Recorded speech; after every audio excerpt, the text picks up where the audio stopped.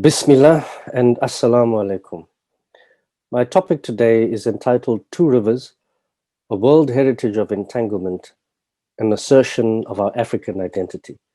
And the key question is, why is it important to assert our African identity?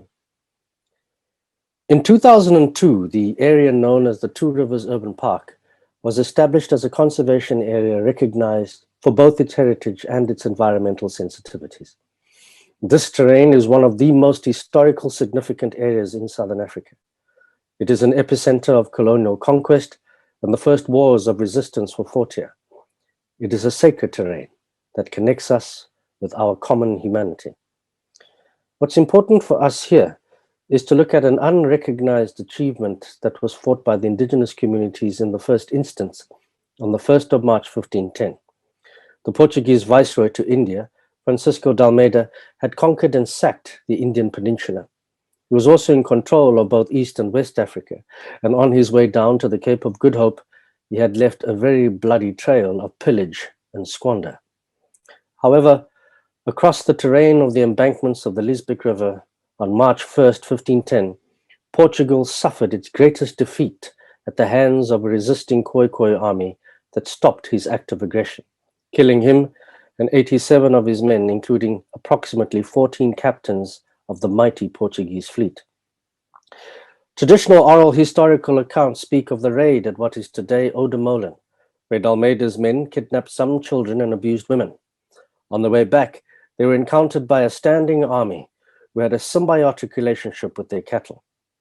The cattle formed a phalanx, and with bows, arrows, and stones, the Khoi drove the Portuguese to the shoreline and defeated them on what is today known as the Battle of Salt River. This deep relationship the Khoi had with their animals is exemplified in this piece of history. The animals could sense, along with their human brethren, the dread of an existential threat and fought as one against a tyrant whose infamy had traveled across the waves long before his arrival. But let's move about 100 years on.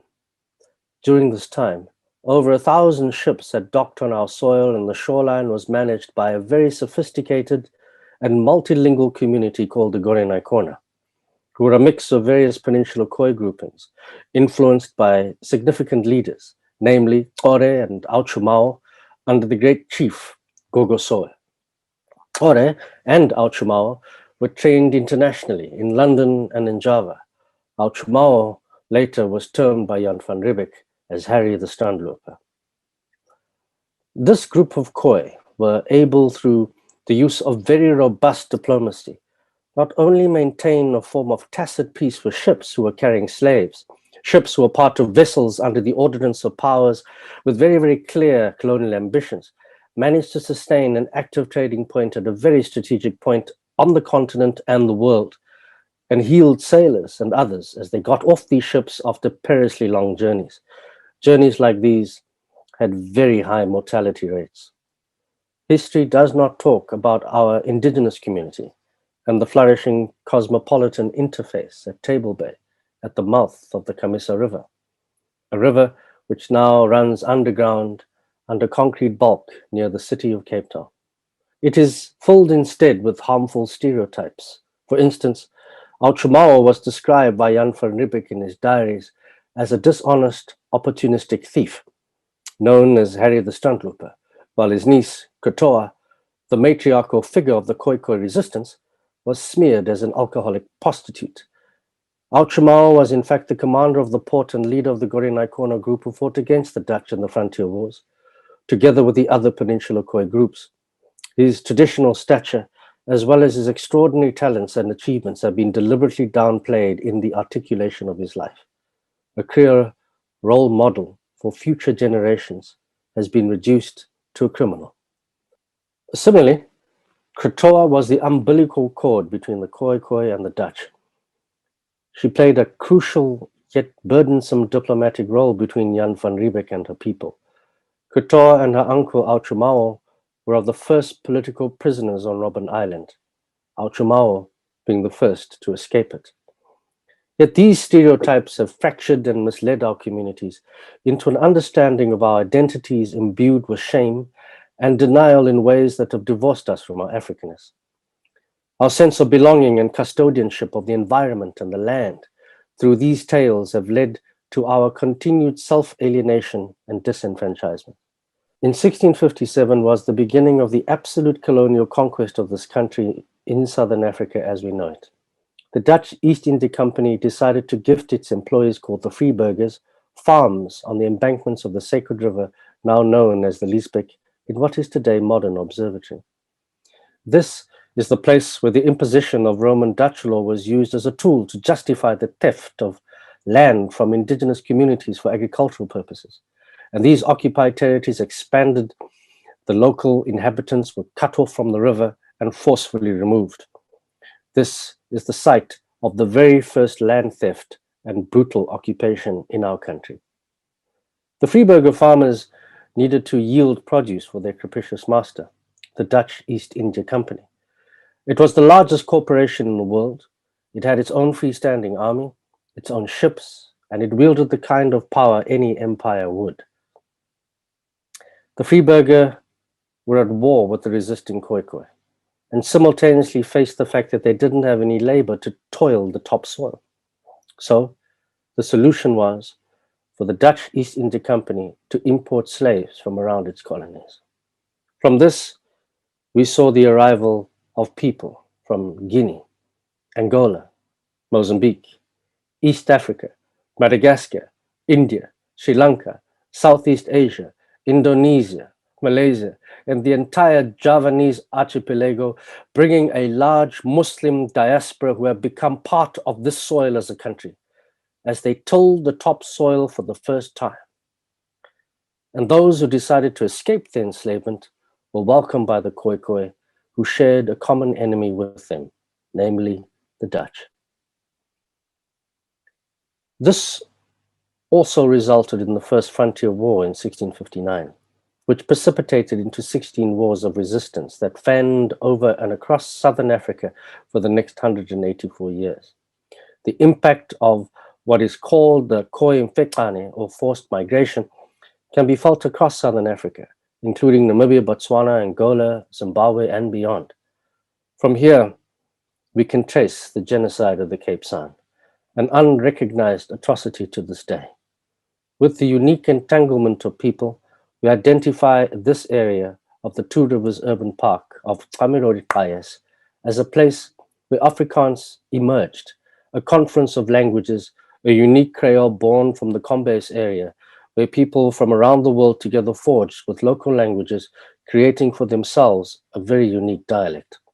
The true origins of Afrikaans were erased from the African Creole roots by white supremacy. When indigenous language speakers were forbidden to speak their own languages, colonial authorities deployed mutilating methods to stop them from speaking. For example, the removal of frontal teeth was done to prevent people from clicking. So the four major clicks that also inform the Nguni languages are from Khoikhoi. From this place, we see the extinction and extirpation of sacred animals, the bluebuck, the mountain lion, and the quagga. The eradication of these sacred and spiritually significant animals created another kind of trauma for the San and Khoi people. These animals represented important links in the realm of the ritual and spirituality. So when we talk about reparations and restorative justice, it's not only within the tangible, but also within the intangible. This is a place where the South African Astronomical Observatory, previously known as the Royal Observatory, was built on top of a mound where the early indigenous people would analyze the stars for themselves. It has a very unique genus loci. It has an uninterrupted view of that particular side of the mountain, Devil's Peak, and importantly, it is the only place from the confluence of the river on the equinox, when days and nights are equal in length, that you can see the sun sitting on top of the lion's head. This place is known as Tauriq Jenkins, which means the place of the stars. I will now quote from a book written by Dr. Imam Abdul Rashid Omar, and on rediscovering our African identity. And he says, a large percentage of the Muslims of the Western Cape are descendants and offspring of a 3 centuries old process of intermarriage and ethnic mixing, perhaps unique in South African history. We are offspring of exiles and slaves who intermarried with indigenous Khoi and San, as well as European settlers.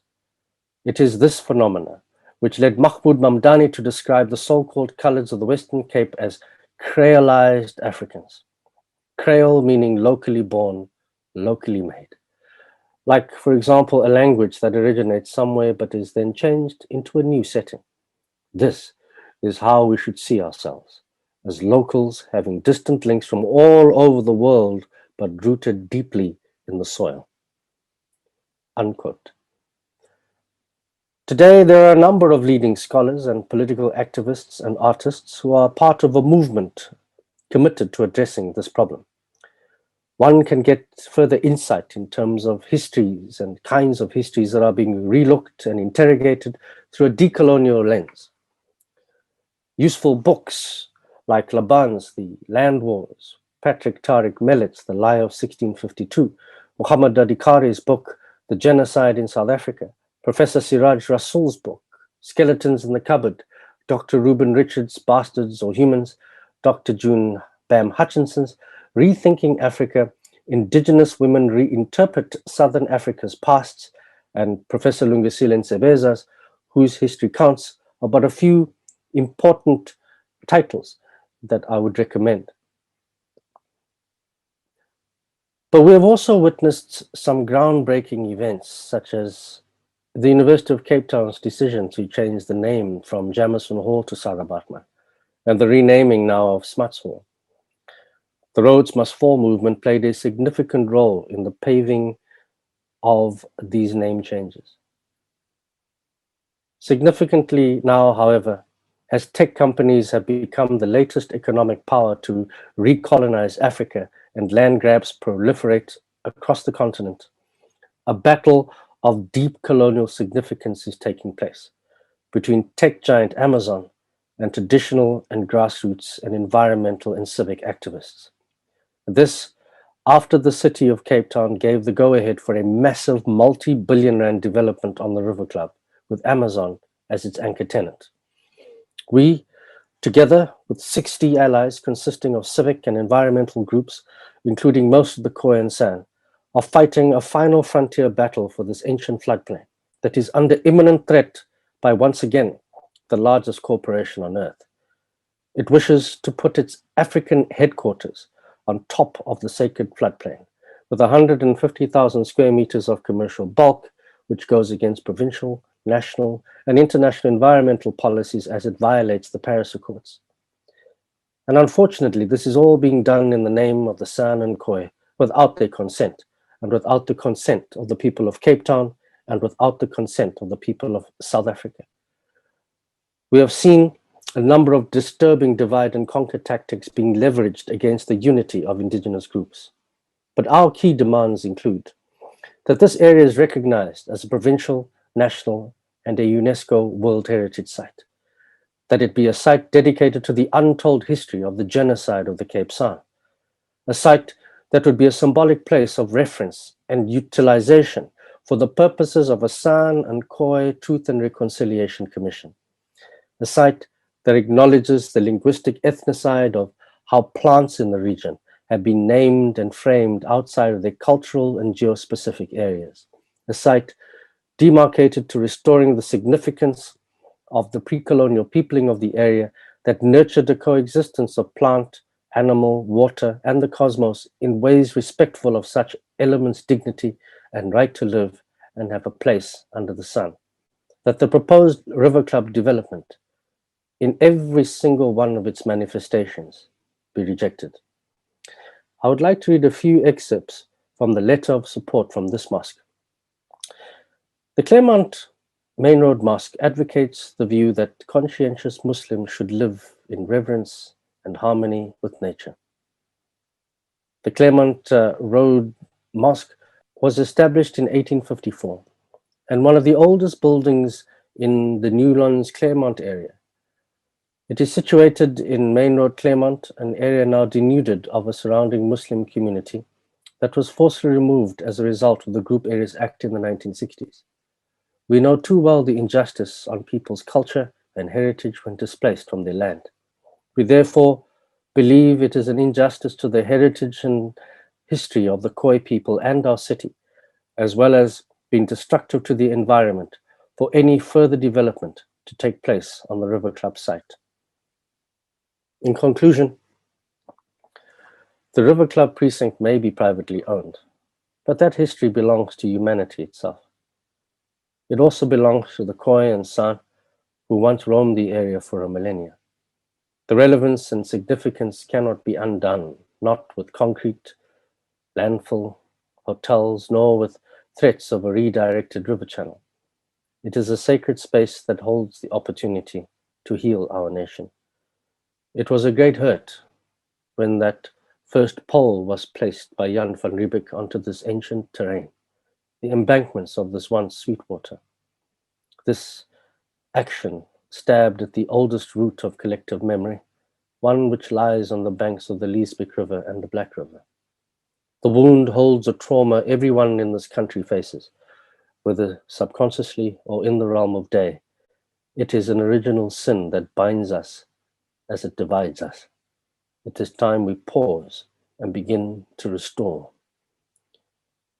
At the dawn of our Constitution in 1996, the then Vice President Thabo Mbeki said in his famous I Am an African speech the following: I owe my being to the Khoi and San, whose desolate souls haunt the great expanses of the beautiful Cape.